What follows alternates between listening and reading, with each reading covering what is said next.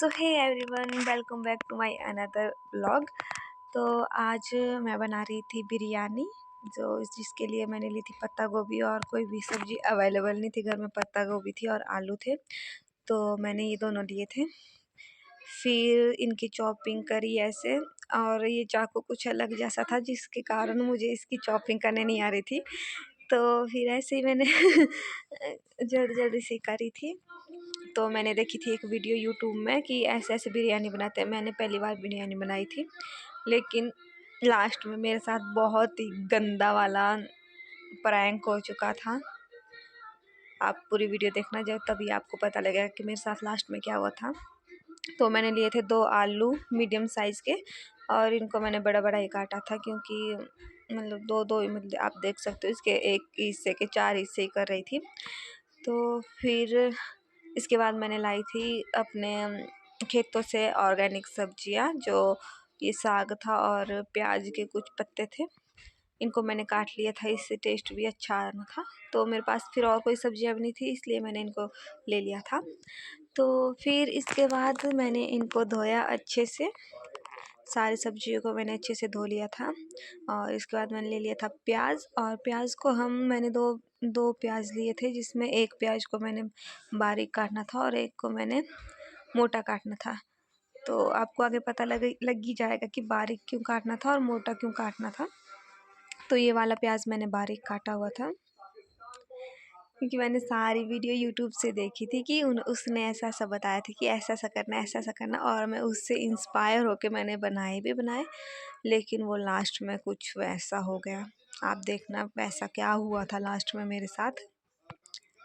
थोड़ी सी गलती के कारण मेरे से वैसा हो गया, लेकिन क्या पता अगर मैं सही से बनाती तो क्या पता वो वैसे ही बन जाते। तो फिर ये मैंने ले लिया था कुकर अपना,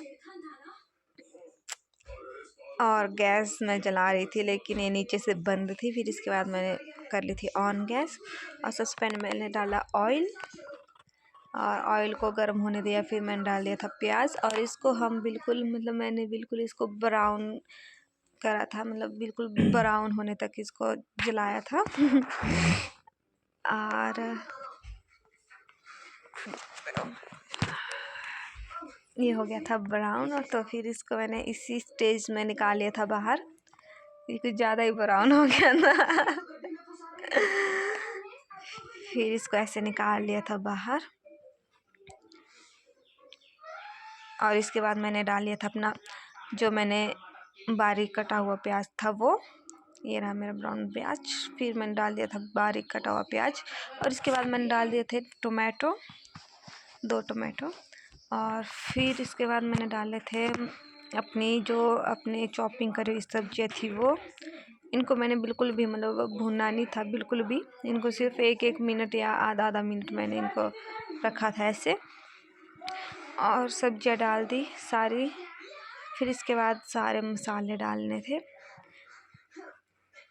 इसको भी ऐसे पूरा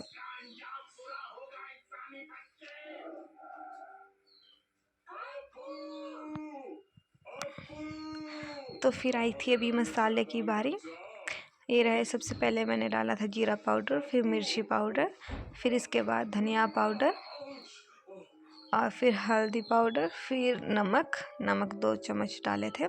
और इसके बाद डाला था मैंने अदरक लहसुन का पेस्ट, जो मैंने कुटा था खुद। और ये रहे चावल। ये चावल घर के चावल थे, ये मतलब बासमती चावल नहीं थे, और बिरयानी बासमती चावल से बनती है, लेकिन ये घर के चावल थे, जो घर में खुद धान लगा के हमने उगाए थे।